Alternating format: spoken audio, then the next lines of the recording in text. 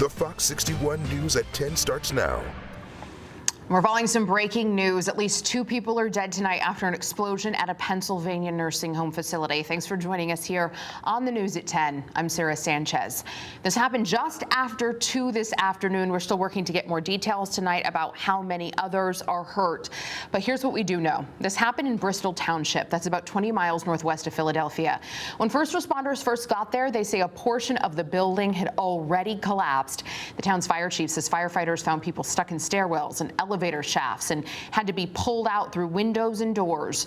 Pennsylvania Governor Josh Shapiro says first responders are heroes for rushing in to save people who were trapped inside.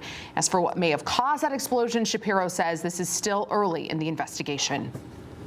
We believe preliminarily that it was a gas leak that led to that.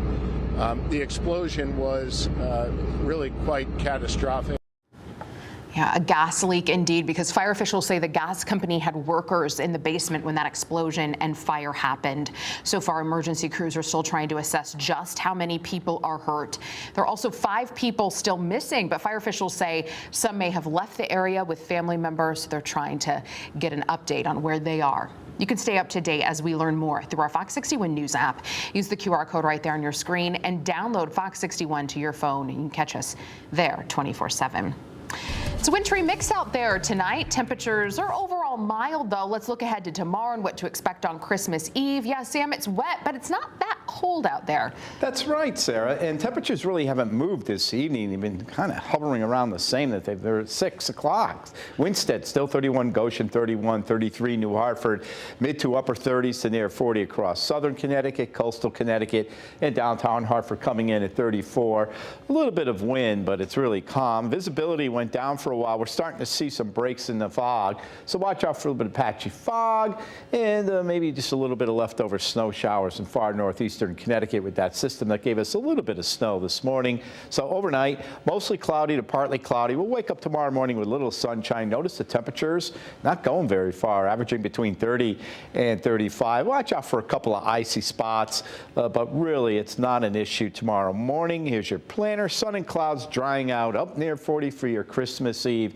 Not bad at all, but it will become blustery during the midday and afternoon. So once again, it's not a bad day. Look at that, 38 to 43. Coming up, yes, I'll detail the holiday weekend. We'll talk about Christmas and we'll talk about the next chance for some snow. Sarah?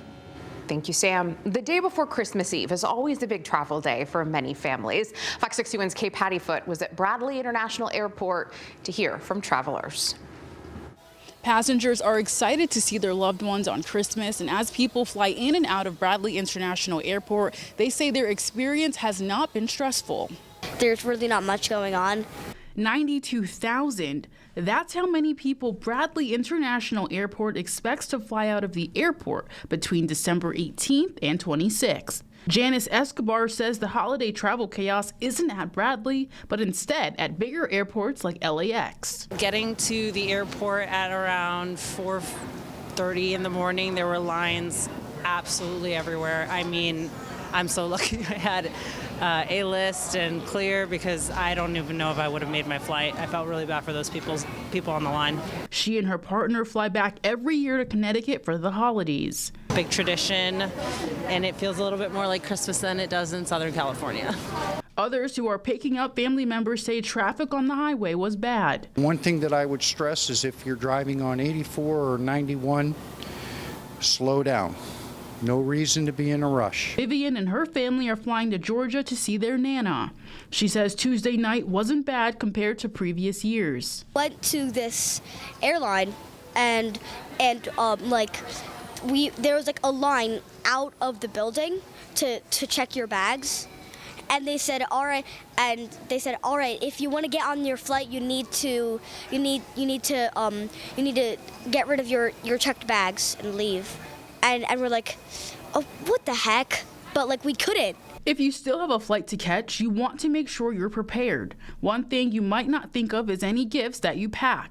TSA says you should avoid wrapping them so agents can easily check your bag. And if you're picking someone up or parking in the garages, make sure you give yourself enough time as the lots are filling up very quickly. The security guards are also playing no games when it comes to waiting for someone in the pickup area. At Bradley International Airport, Kate Pattyfoot, Fox 61. That's true. The security is very tight at that pickup area. Well, just 2 days before Christmas, there's a wave of shoppers still looking for that last-minute gift.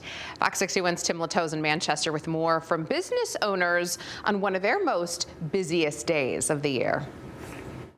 With the countdown to Christmas morning on, malls and plazas are filled with cars in the parking lots and so many different items inside. But shoppers and sellers can agree on one thing: it's crunch time. Going Christmas shopping for my two sisters. Don't tell the Travers sisters. Dad Timothy and brother Logan are on the hunt for clothes and games. And thankfully, they're ahead with wrapping this year. A couple days ago, I wrapped up pretty much everything. Because usually we wait till, tomorrow night, and then we're wrapping everything up and staying up late, taking care of that, so not this year.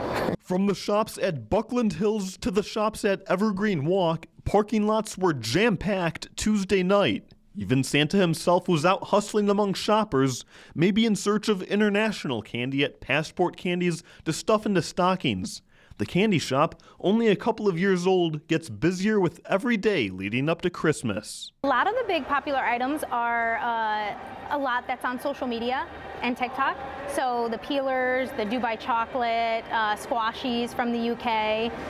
So I make sure to get all of that stuff so we can have it. It's so busy over at Miniso that staff can't even keep some of the items on shelves. Many are discounted and all are under $15. We are selling out of a lot of things. We had a Snoopy house bed and we already sold out of it. It is our hot item.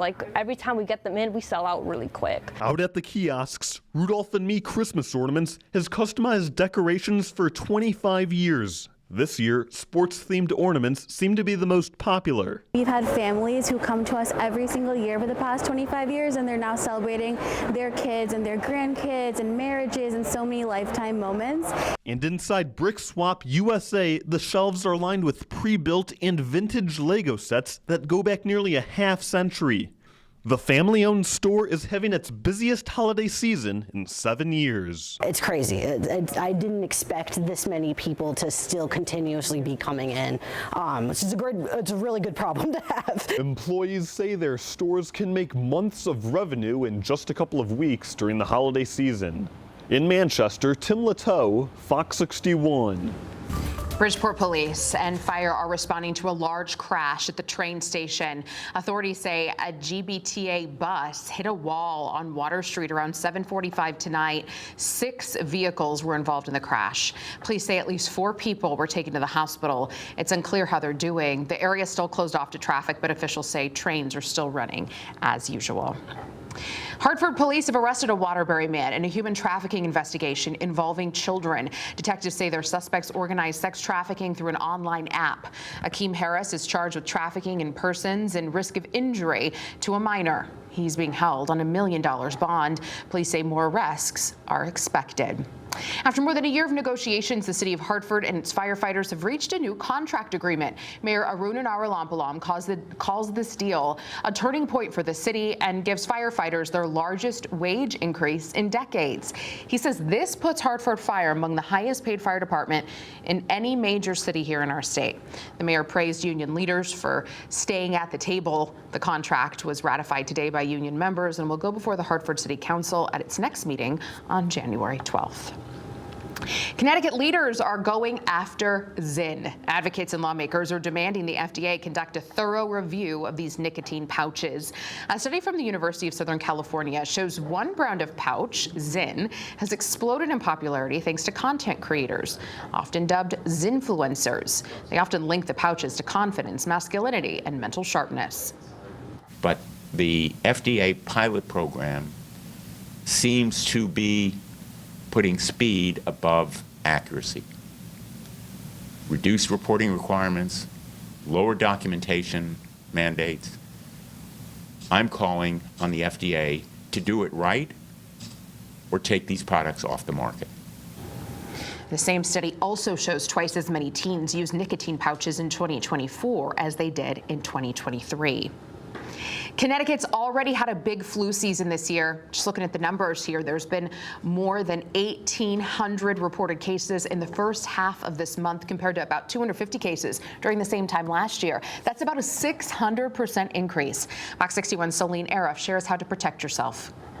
The holidays mean bigger gatherings, and bigger gatherings mean you have to be even more careful, especially after a recent flu outbreak.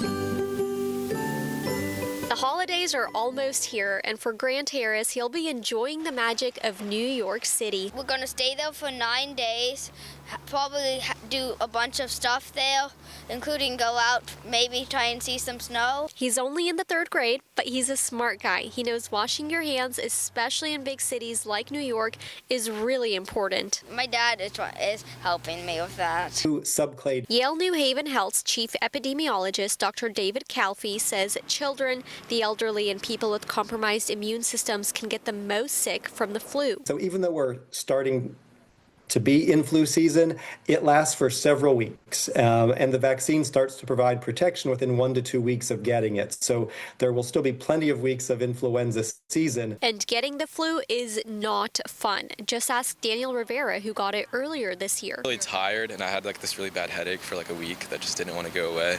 And then just the normal cold symptoms, stuffy nose, sore throat. Rivera and his friend Marin Backer go to high school together, where they've seen a lot more people also get sick this flu season. There's so many people that have been getting sick with some variation of the flu. It's really gross. There's been a lot of people, especially in the past weeks, that have been sick from school. And that's why Calfee says it's so important you don't touch your face, especially if you haven't washed your hands, because that can spread the flu. And since most holiday parties are going to be inside this year, Doing things like opening windows. If you're having people to your home opening windows, turning on exhaust fans, or doing other things to increase the amount of fresh air and the circulation of air. he says you can also wear a mask in crowded indoor spaces like the mall to help you avoid the flu. And the flu shot is covered by most health insurance plans, so you probably won't have to pay anything for it. In Hartford, Celine Arif, Fox 61.